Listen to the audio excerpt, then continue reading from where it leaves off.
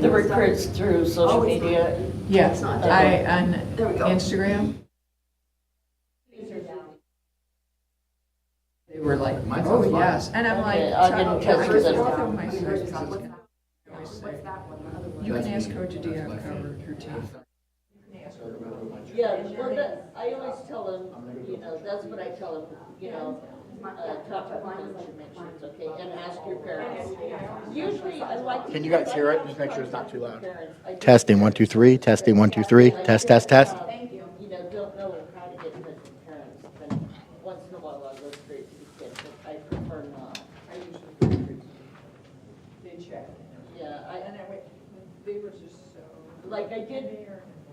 Sweetest kids. Yeah, Lily Hauser, the pitcher who committed to, her mom played for softball here. But I went to her mom first, her mom's like later.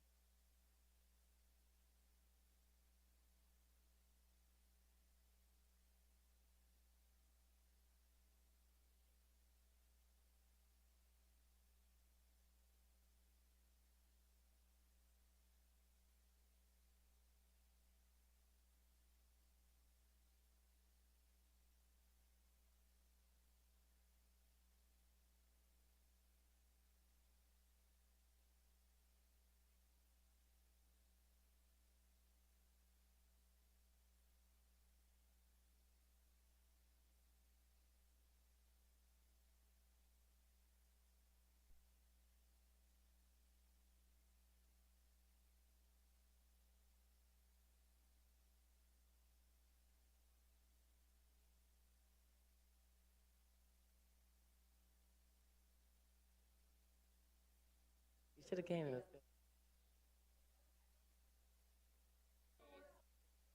I was looking at today. Really? I'm gonna come out tonight. Yeah. Oh, yeah. And we can always get extra. Yeah. All right. Okay. Glad to be back home. We have a big week at home with Baylor and Iowa State. Two really good teams, and I'm just happy with how we responded after the Utah loss. The Utah loss was really tough. I thought that was our worst game by far of the season and worst game that we've played here in a long time. And just to see a young team respond, like travel across the country and figure out a way to get it together with limited time, I thought that was pretty good. And so how will we respond now coming back home? So I asked you a little bit about this after UCF, but now that you've done it a couple times, this one away, one home kind of thing that's new to you guys this year, what is that like, and how's it different for you as far as preparation? Yeah. How's it different for the players? Well, and it's funny because it doesn't feel different yet, I think, because it's not like a traditional week yet, because we had BYU away, and then it was Christmas, so it felt like a non-conference away game. And then this one-off feels like we went far for a non-conference game. I think it's going to feel different when we play like this week's going to feel to me like the real Big 12. I don't know how to explain that. But at home, it is different because I think that in the past, first of all, we were so much more familiar because we had been around, obviously, the Pac-12 so long. It's different. I think it's a short turnaround when you play that Friday, Sunday. So I think long-term, it's going to be better as far as preparation. To me, I think it's easier. And I think that's why why the Pac-12 had so much success in the tournament, because we were used to one game in between, and we were used to quick turnarounds. That's my opinion. But for rest time and travel, I think it has to be this way, because it's not the partner schools, but it's going to feel like the Pac-12 going to Kansas next week, because that's kind of what we're used to, but with more time in between. We're gone like 5 days. But I think this week it's different, playing Baylor, then Iowa State. That's different, because I would be, Iowa State. That's what you would think, because the partners. But I think it's fun. I think it's good that we get to come right back, but it is very different. It's different because it's so much more spread out, and it just feels different, like a different schedule. You think it's better for the fans for you guys to be home most times, at least once a week? Yeah, I do. I think that's good. I think it's like traditionally we're not on the road for so many days, so I think that's good for the players. It was hard sometimes being 4 or 5 days, because if we played Friday, Monday, like if we played Cal Stanford last year, we were gone from like Thursday until Monday night. And sometimes the TV game would be Monday night, so that was a long time, which Kansas is going to be similar. But I think it's good for the fans. We're here more. We don't go through these like 2-3 weeks breaks without games. So probably, and I think for the fans, it's also good because they get to see different teams. We played Baylor on the road. We've never played Baylor here. I mean, not in my tenure. And they get to see different teams and different style of basketball. It's completely different. So. About Baylor when you look at them? So Baylor's really athletic. They run a lot of different things. They have some great guards, and we know Nettie from inside is a great player. So I think they're good, and I think the style is different to me than a typical Big 12 team. So more athletic, but we're used to that, and that's kind of the style we play. So I think it's gonna be a good game. Is the starting lineup that you had against UCF something that you might continue, playing starting those freshmen going forward? I'm not sure. I think that it's all it's up in the air right now, and it's going to go on performance of the week and the preparation and who's healthy, who's not. I think that after that Utah loss, we had to make a change because that was not the way we want to start games, and that's not the kind of values and the way we want to play. So I thought that shakeup was good, and I thought some people really responded to it in a positive way. So that was a good thing, but I don't know. And that's the good thing about having these couple of days in between, because we can prep and look at stuff. And we had a good day yesterday, and hopefully another good day today. Can you talk about Lauren a little bit and how you just keep her hot streak going as such a young player? Yeah, so I think that with a freshman, you always want consistency. She was hot early in the season, then she went ice cold for a while. And it was funny because I didn't even realize she had made a 3 in a couple games. She told me, she's like, Coach, I haven't made a 3 in like 5 games. I'm like, really? Because I thought it was just a couple, and that's not what I pay attention to because I watch her every day. And I said, who cares? I said, you'll make them the next game. And then she was hot the next game. So I think that just getting her in the right mindset that when she goes to this next game, she doesn't hit her first couple of shots, like don't give up and hang her head. And we know she's a great shooter. She does it every day in practice. And I thought she really stepped up mentally and was prepared and was intentional about the way she played against UCF. So I think just keeping her in the mindset to continue that, and this is what she does. We're not asking for anything different. And the areas I challenged her was defensively, and she's been good. And she's been doing some other things that we kind of set goals with off the court. And so she's doing all things, but as a freshman, I expect peaks and valleys. But I think that for her, the mentality, she's playing well. She's confident. She's got Player of the Week, which is, players don't pay attention to a lot, but they do.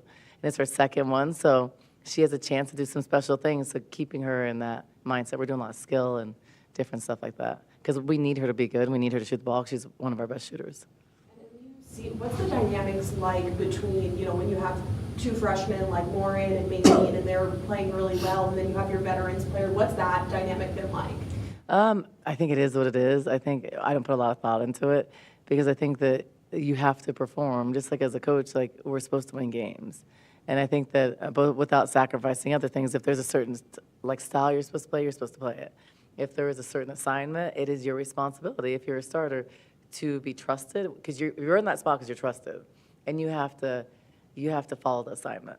So I think that discipline and all those things, I think sometimes when you shake things up, people pay attention to what they're supposed to do. And I think there's sometimes with young teams, you have you have a tendency to be very relaxed and comfortable, and I think that's not what you want. And I've seen when you have really deep teams that are experienced, there is no room for people to get comfortable. And so when you have that kind of threat every day, you raise your level of play. Just like in the pros, you are competing every single possession because it's for your livelihood. And I think that in college with young teams, they tend to not do that. So when you shake things up, I think it motivates people. You know, unfortunately, Sky had one of her best games. You know, the last couple times that's happened, she's had some of her best games. So it's my job to teach her that that's not what it takes to do that. You can do that every day, but how do you do that? Because they're kids. Like, how do I do that? I don't know.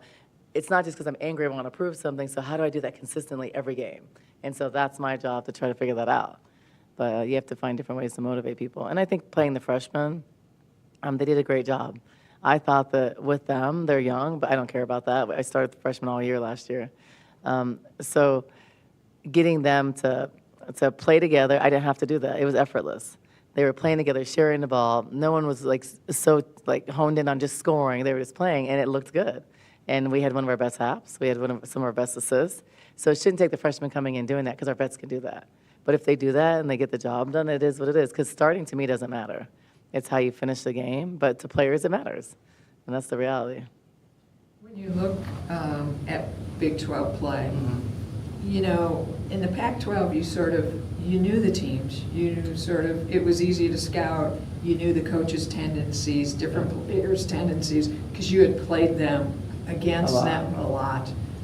What's it like now in the Big 12, not knowing anything when you walk in the door? It's a lot more scouting preparation off season. It's a lot more preparation. And next year it's easier because we already have some familiarity. But even stuff like not knowing what the gym's like, not knowing how the travel feels, that's also the preparation too. Not knowing, do we need to go a little earlier and have a day and a half? Those kind of things, I think it's all what you learn your first year.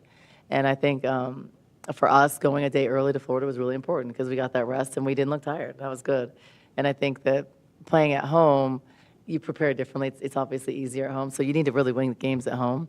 But it's just getting to know the teams and preparing for them, doing more scouting, more film. And then, but I think it's also with a young team, it's really important. We aren't so scout heavy. With the older veteran team, we could do different things on different sides of the floor. Now with a young team, we aren't capable of doing that right now, and that's okay. So it's more focused on what we do and focus on the tendencies versus like a specific play. Like I know when we were our Final Four year, we could say like horns, dive, whatever. We knew their players were calling out the plays, bend, do, area, and everybody. We're not there yet because we're young, so we're not ready for that. So I know as a coach then, do tendencies. If we're going to guard a lot of on balls, then we're working on on ball action and counters versus the exact play because they're not going to remember. I mean, sometimes we can't even remember our own play, so we're not going to remember the other teams, just in general. So it's too much for players to think about. You don't want players playing, oh, is this? You want them playing and sticking to your principles. If it's a weak side screen, you do this. If it's a strong side, you do this. Now, a special player can get a unique thing. Like if there's a Sabrina and SQ, you may follow her on everything, and you want her to curl versus to shoot the three. But that's a one-off scout-specific thing. So we haven't had to do that, fortunately, so far. What has impressed you, stood out to you about Bria's development this year? I mean, she's had double figures, I think, in like 14 of the games or something like that. Yeah, she's been great. And I think she can even score more. I think a couple times she's been in foul trouble, but a much better job of being disciplined, focused overall, finishing much better. You remember she could not even spell right hand or left hand last year. And now she's going left. She's driving from the elbow. She's just getting better. So our job is to keep on doing skill work with her and her continuing to grow. I think things she can work on is getting lower a little bit, playing off the ball a little bit better, like in positioning, but she's learning and she's young. So I think just keep on developing her, but I'm proud of her development. I mean, she's shooting like 67%, so we need to find a way to get her more shots. And she's also a player that she's not going to force shots. Like, she does not force shots. She rarely shoots over a double team. She gets great kickouts. So teaching her ways to get open after pass out of a double team or passing out, reposting, those are little young things that can get her more points, and we have to find a way to get her the ball more. Iowa State, it's a ways off, but I mean, we know they've got Adia, but what else is important about when you play them? Yeah, well, they're going to play four guards, so that's hard. Those are matchup problems for us. I think that different on-ball actions. So the good thing for us for preparation for this week is we're going to guard a lot of similar screens. screening action that we can work on all week, which is good. It's a lot harder when you're preparing for the week if one team is like super aggressive, one team is all zone, because then you're trying to combine all those things, and after the game on Wednesday, you're not going really hard Thursday, Friday. So I think that's harder, but we're doing a lot of similar things, even though they're different personnel, so that helps us. I think for Brea and our post of preparation for the Big 12 is like a little bit easier, because in the Pac-12, she was pulled away from the basket a lot. In the Big 12, she's not pulled away as much, because there's going to be pretty much bigs on all the top teams. There's good bigs that stay inside. They're not shooting threes, picking and popping, and so that was harder for her. Now, with the 4 guards against Iowa State, that's hard, because our 4 is going to have to guard, but then they have to guard us too. But I think from the 5 position, I think it's going to be a lot easier. She's probably like, thank God I'm not coming off flare screens. Yeah, Stanford, their poster coming off flare. It's harder. It's harder for a 5 to do that. So I think she gets to play inside. So now the challenges for her are running the floor. You saw that against UCF. We challenged her to do that. She did that against a big post player. But now staying out of foul trouble, not getting buried inside, those are things she has to work on. So we're going to see her development in that sense, which is good. I think it's a good challenge for her. You talk about that 4, if you've got 4 guards, I mean, what does Isis have to do if she is in fact the one starting there? Yeah, so she's got to, like not be so low off the ball when they're a shooter, because sometimes as a post player, your tendency is to go inside. You're not at the line of the ball, and then on a skip, you're late to get out there. So moving with your player at the line of the ball, closing out in the right way, whether they're a full closeout or not.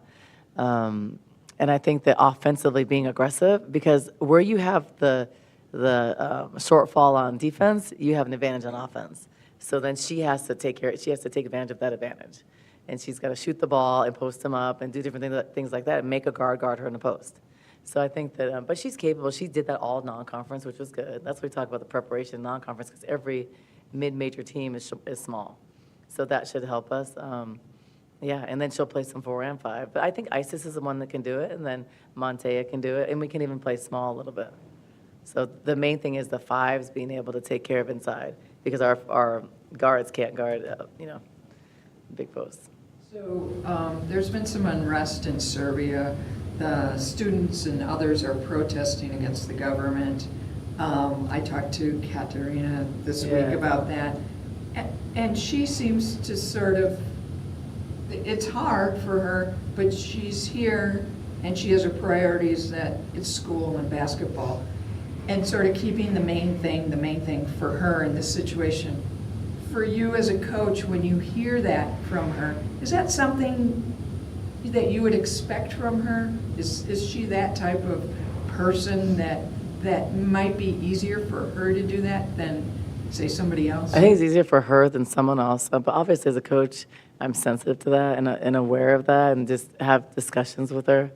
And a lot of that stuff doesn't affect some players. It does, because it's your home country for sure. But a lot of her peers and stuff are probably out playing basketball. So like, think about it. She was gone in Spain, so I think it's a little different than if she had a lot of friends in school there, which she might. I have to talk to her about it. But so I think that's a little different. Your friends are usually the friends you make in sports, so they're usually playing sports. I think they're traveling, playing competition. I think it's a little different. But the main thing is where you're from. There's issues like when stuff happens in Italy, it affects Salvo, because you're hearing about it from your family and you're aware of it, especially if it's like devastating. But I think that she's very mature and she's very focused and she has a mission. And I think that coming from her background, she's clear on why she's away and what she wants to accomplish. And she's very mature about that, more than most people. I think she has a direction she knows and she goes for it. And I think that's different than most players at her age. I think most would be really having a hard time and it affects them. I think for her, she sacrificed so much. And she's away from her family. She didn't go home at Christmas. She's like has a purpose, a goal, and wants to do it. And that's why she's sacrificing so much. So I think she's got a strong mentality. She'll be okay. You talked about the importance of winning at home. What was the message to the team? What's the message to the team today as you prepare for tomorrow's game? Yeah, well, we talked yesterday about just great comeback and the way we performed. I was proud of them at our response. I told them a couple months ago we wouldn't have been able to do that. And just, you got to take care of home in this conference, because going on the road, it's hard. And winning games are hard. So taking care of home, it gives you the best chance. You're in your routine. You're comfortable here. You know the rims. We have a great fan base here, so we usually have success at home. And I think just being consistent every day, not just thinking you're at home, you're going to win the game, but approaching the game every game the same. And I think one of the things that we learned from UCF was we came out really strong in the first half, but then we relaxed and we did not play well in the beginning of the second half. So talked about that, like that was a learning point for us that we can't do that. And as the teams get better and, we get further in our conference, we have to learn from that. So talked about that and talked about the challenge from this week. These are two really good teams that have really good players.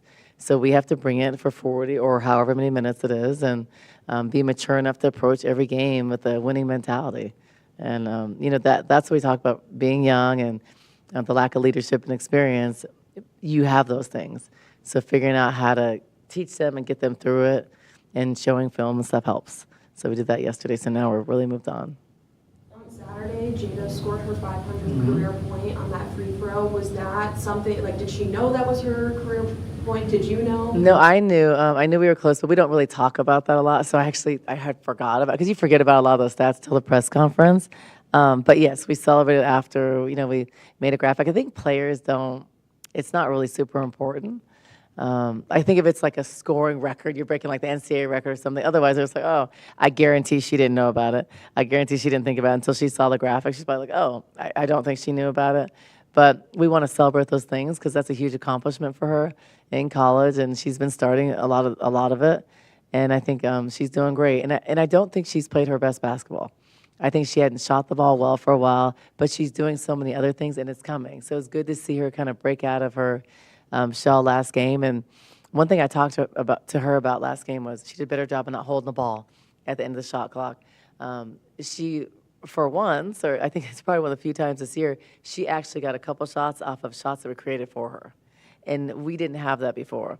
So that's why I said those two freshmen did a really good job, because they were all penetrating to get each other shots. So they were only trying to penetrate to get themselves shots.